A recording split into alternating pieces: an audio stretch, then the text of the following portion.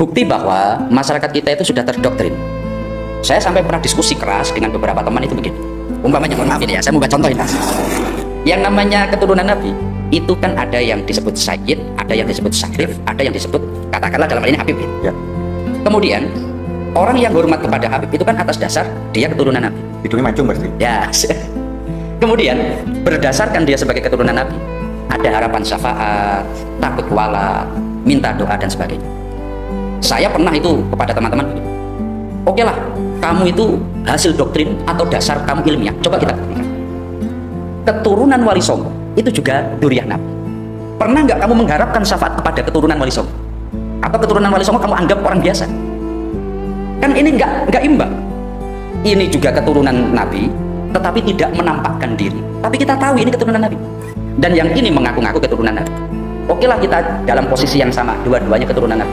Kalau dasarnya ilmiah, semestinya kan sikapnya sama. Ya. Bahwa keturunan Nabi memiliki syafaat sebagainya, semestinya sama, tapi ternyata tidak. Yang ini kita menganggap memiliki syafaat sebagainya, yang ini kita anggap orang biasa, bahkan dihina-hina. Anda lihat di media sosial keturunan Wali Songo itu bahkan dihina-hina. Oleh sebab itu, saya dalam hal ini meminta kepada keluarga kita, kepada masyarakat kita, bahkan dalam hal ini mungkin dari keluarga besar Nahdlatul Ulama, ya mari kita sikapi secara ilmiah. Jangan sampai mereka itu akhirnya menjadi rasis. Jadi kalau saya Mas ya melihat masalah tentang perhabiban itu sebetulnya hari ini adalah meledaknya satu permasalahan yang terpendam lama. Sekian tahun daripada masyarakat kita itu kan melihat bahwa para habaib itu sebagai keturunan Rasulullah, yang dalam hal ini maka sebagai umat Islam menghormati dzurriyyah Nabi. Tetapi di sisi lain akhlak atau perilaku mereka itu sangat bertentangan dengan Rasulullah yang kita kenal melalui para ulama dan hadis-hadisnya. Akhirnya ketika muncul sebuah penelitian daripada Yai Imaduddin Usman, itu menjadikan apa yang terpendam di masyarakat itu keluar semua, meledak itu. Oleh sebab itu saya melihatnya ini adalah satu fenomena yang dalam hal ini kita Nahdlatul Ulama itu nggak boleh menutup mata. Akar masalahnya pada dasarnya adalah dari para habib sendiri. Oknum lah ya, oknum tapi kok ketorone akeh gitu Mas. Masalah. Oknum tapi kok banyak gitu. Masalah. Yang tampak loh ya, yang tampak bahwasanya mereka itu merasa superior, di mana melihat mereka adalah makhluk spesial, sedangkan kita yang ini tidak spesial. Itu kalau kita itu mungkin karetnya satu, kalau mereka karetnya dua ini Mas. Iya. Karena menunya kan spesial itu kalau nasi bungkus itu. Makanya dalam hal ini kita perlu untuk mensikapi secara ilmiah. Itu yang pertama. Yang kedua, masalah perhabiban itu saya bahkan pernah ditelepon sendiri itu.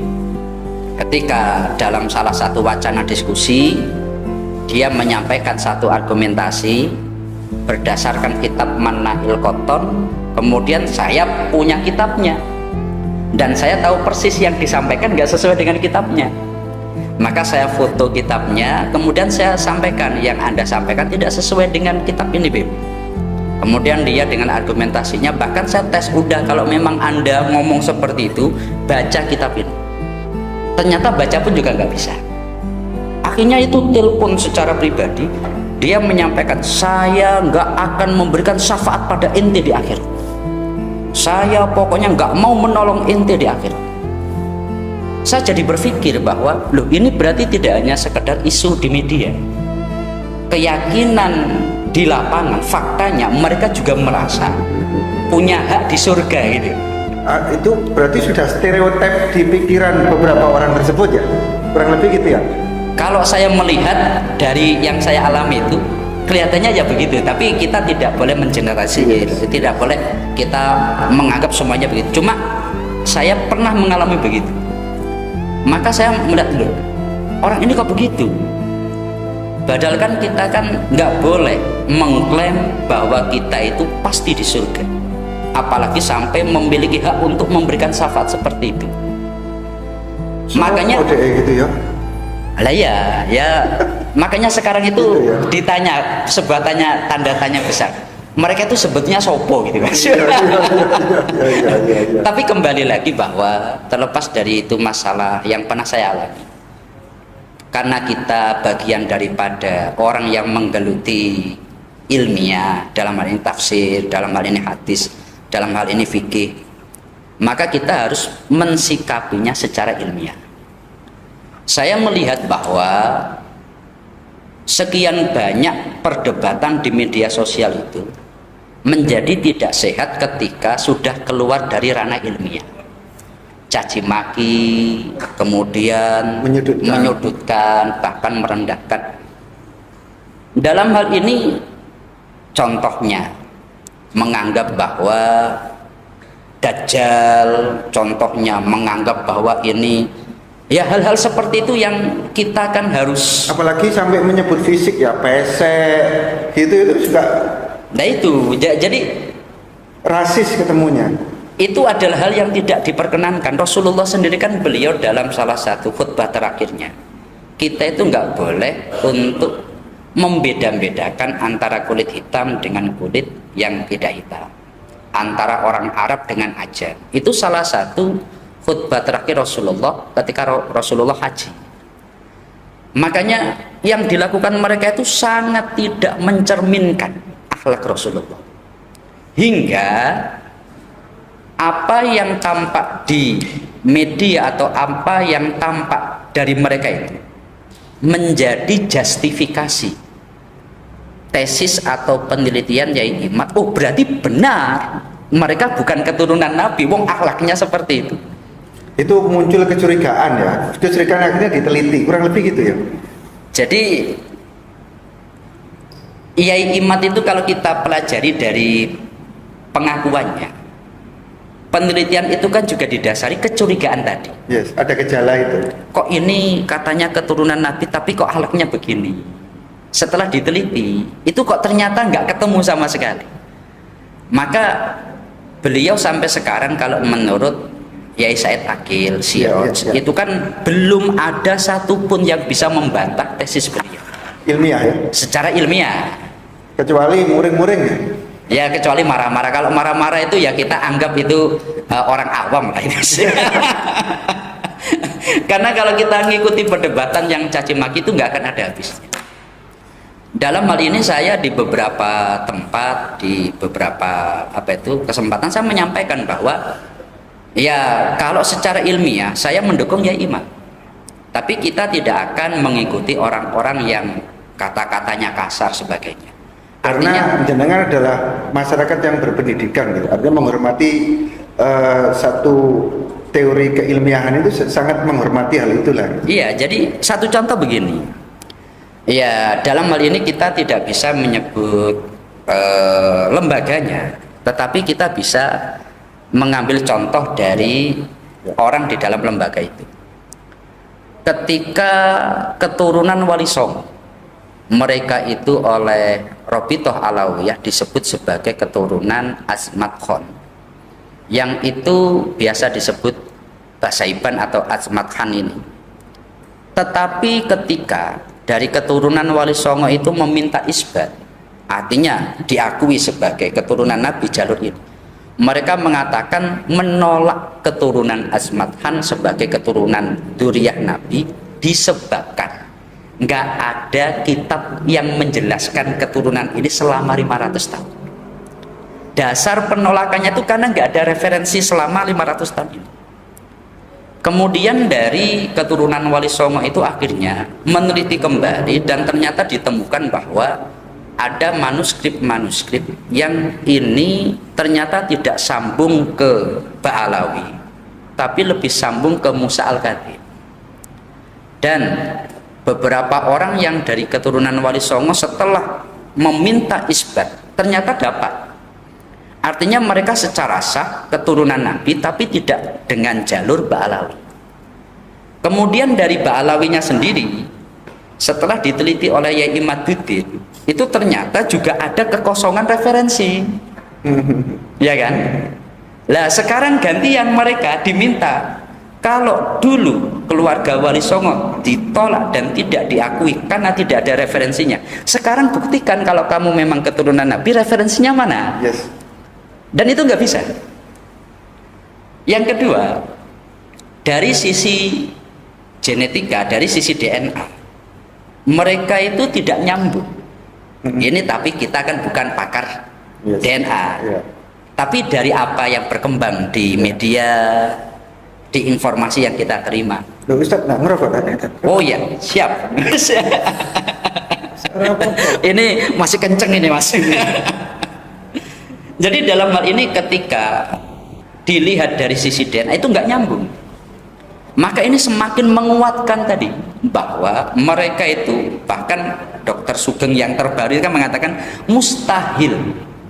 Bukan hanya ditolak tapi mustahil secara genetika menjadi keturunan Nabi. Oleh sebab itu dalam hal ini sifat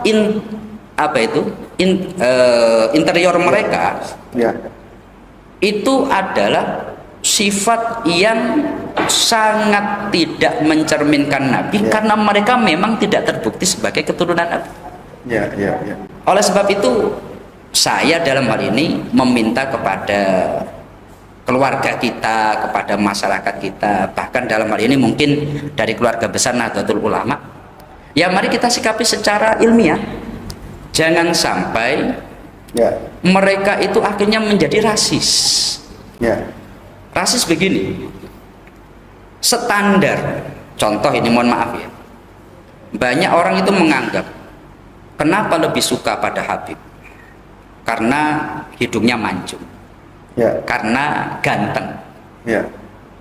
Rasnya memang berbeda. Ya kan, rasnya memang berbeda.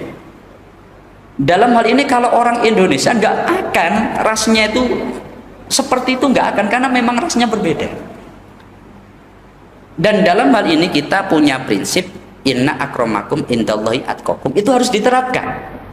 Artinya begini, jangan sampai warga NU menganggap kecil ketika berhadapan dengan Ba'alawi dikarenakan mereka lebih ganteng, dikarenakan mereka itu mengaku keturunan Nabi, itu nggak boleh. Kalau kami melihatnya begitu, maka dengan adanya ilmiah ini kan semuanya sama, Mas. Anak tukang gorengan, anak tukang becak, anak kiai, kalau berbicara masa ilmiah itu sama. Maka saya berharap ini ya kita kaji secara ilmiah, dan saya berharap betul bahwa ini nanti menjadi satu isu yang dibahas secara resmi oleh organisasi-organisasi NU. Dalam hal ini LBM, LDNU, BCNU sebagainya. Karena ini wujud daripada organisasi mengapresiasi atau menganggap isu yang berkembang di masyarakat. Jangan sampai malah membiarkan, udah pokoknya kita yang di organisasi NU kita lurus masalah ini biar jadi perdebatan di media sosial. Kalau saya kurang setuju, karena ini sudah menjadi pembahasan yang luas, publik. Kita yang dalam hal ini warga Nahdlatul Ulama, wadahnya, organisasinya itu harus menampung tadi. Coba diselesaikan secara ilmiah. Satu contoh, kita kalau di Batam ini, setelah diadakan diskusi secara resmi, maka atas nama warga NU Batam menyatakan berdasarkan putusan tadi, umpamanya menyatakan Ba'alawi bukan keturunan Nabi, tapi kita punya referensi berdasarkan sebuah diskusi resmi LBM. Atau sebaliknya, berdasarkan diskusi itu ternyata LBM memutuskan mengakui Ba'alawi. Maka ini masyarakat kan dalam hal ini di Batam Oh, kalau di Batam ini NU-nya kan begini. Minimal yang di bawah tidak akan terjadi perdebatan yang lebih ke caci maki dan seterusnya. Kalau kami melihatnya begitu. Sekarang gini, Tar. Apa dibalik makna perdebatan ini? Apakah pengaruhnya di masyarakat itu sejauh mana sih orang mengakui Habib ini sebagai penolong masyarakat, sehingga masyarakat itu harus mengikuti arah arus ini? Apakah sebesar itu pengaruhnya di masyarakat tentang kalau saya bilang komersialisasi berhabiban ini? Nah, ini. Jadi, apakah nanti misalnya ini dari tingkat masyarakat arus bawah, gitu kan, melihat seandainya Habib dan tidak Habib, apa pengaruhnya bagi saya secara sosial, secara teologi, secara syariat, ataukah ini hanya gerakan yang hanya untuk memotong, memangkas ini yang merasa superior tidak lagi merasa superior? Apakah hanya sesimpel itu? Menurut Ustaz Mujizani gimana ini? jadi kalau saya membaca ini, tapi saya membaca ya, bahwasanya media sosial sekarang, kenapa masalah ini kan sudah 2 tahun ini, Iya, tidak selesai-selesai. terus dibahas. Itu yang paling utama adalah menyadarkan masyarakat. Apakah ini tujuannya yang Ustadz Mujib Zain ini ingin memangkas yang superior terhadap inferior sehingga semuanya akan menjadi egaliter, semuanya sama, dan meluruskan pesan Nabi, tidak ada perbedaan antara manusia walaupun keturunanku juga? Apakah seperti itu, nih? Itu menjadi salah satu tujuan. Cuma yang menjadi prioritasnya adalah menyadarkan masyarakat. Itu utama lewat kajian Habib ini ya? Bukan, jadi begini. Bukti bahwa masyarakat kita itu sudah terdoktrin. Saya sampai pernah diskusi keras dengan beberapa teman itu begini. Umpamanya, mohon maaf ini ya, saya mau contoh ini. Yang namanya keturunan Nabi itu kan ada yang disebut Sayyid, ada yang disebut Syarif, ada yang disebut, katakanlah dalam hal ini Habib ya. Ya. Kemudian orang yang hormat kepada Habib itu kan atas dasar dia keturunan Nabi. Hidungnya mancung pasti. Ya. Kemudian berdasarkan dia sebagai keturunan Nabi, ada harapan syafaat, takut kualat, minta doa dan sebagainya. Saya pernah itu kepada teman-teman begini. Oke lah, kamu itu hasil doktrin atau dasar kamu ilmiah, coba kita buktikan. Keturunan Wali Songo itu juga dzurriyyah Nabi. Pernah nggak kamu mengharapkan syafaat kepada keturunan Wali Songo? Atau keturunan Wali Songo kamu anggap orang biasa? Kan ini nggak imbang. Ini juga keturunan Nabi, tetapi tidak menampakkan diri. Tapi kita tahu ini keturunan Nabi. Dan yang ini mengaku-ngaku keturunan Nabi. Oke lah, kita dalam posisi yang sama, dua-duanya keturunan Nabi. Kalau dasarnya ilmiah, semestinya kan sikapnya sama. Ya. Bahwa keturunan Nabi memiliki syafaat sebagainya, semestinya sama. Tapi ternyata tidak. Yang ini kita menganggap memiliki syafaat sebagainya, yang ini kita anggap orang biasa, bahkan dihina-hina. Anda lihat di media sosial keturunan-keturunan Wali Songo itu bahkan dihina-hina. Dalam hal ini bahkan yang bukan Ba'alawi, Sayyid Zulfikar itu kan juga keturunan Nabi. Itu hinaannya luar biasa. Di satu sisi mereka katanya membela keturunan Nabi, tapi di sisi lain mereka juga merendahkan keturunan Nabi. Lah inilah saya melihat, saya membaca ini adalah mereka terkena doktrin. Oleh sebab itu cara menghilangkannya adalah dengan kasus ini terus dibahas, Memangkas ya. memangkas pengaruh daripada mereka doktrin itu. Kita orang Indonesia itu kan sangat bisa menghormati orang lain. Tepo seliro. Tepo selir. Saya yakin bahwasanya ketika sudah terbukti terbuka mereka bukan keturunan Nabi, kita akan tetap hormat. Tidak ada kaitannya juga ya Nabi dan Nabi, yang penting selama baik dihormati. Lah seperti itu, kita tetap hormat karena itu menjadi watak kita orang Timur. Tetapi berbeda dengan doktrinasi bahwa keturunan Nabi hanya Habib, sedangkan Sayyid, sedangkan Syarif, sedangkan yang lain enggak. Apakah artinya gini menurut Ustaz? Apakah ini berarti masyarakat telah menuhankan fenomena keadaan tersebut tentang perhabiban?